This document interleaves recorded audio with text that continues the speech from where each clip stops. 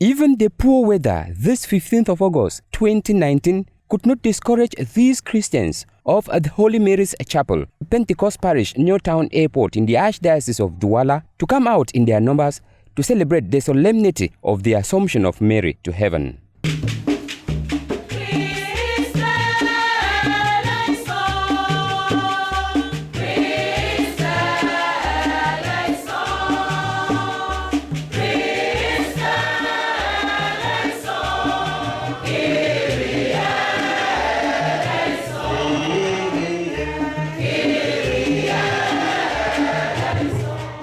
Drawing inspiration from the readings of the day, taken from the books of Revelation, 1 Corinthians and the Gospel of St. Luke, Reverend Father Charles Maria in his homily made a distinction between the ascension of Jesus and the assumption of Mary into heaven.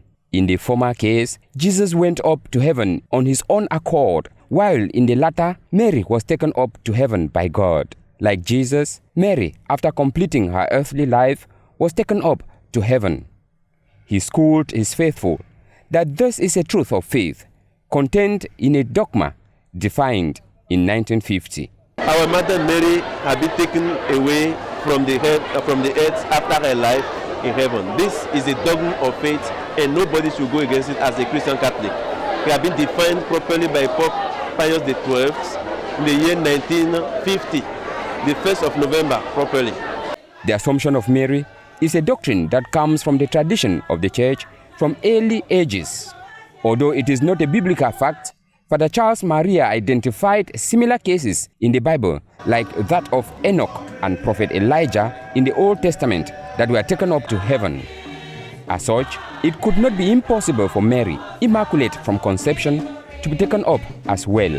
She could not know the corruption of death, as she was purely prepared by God from the beginning.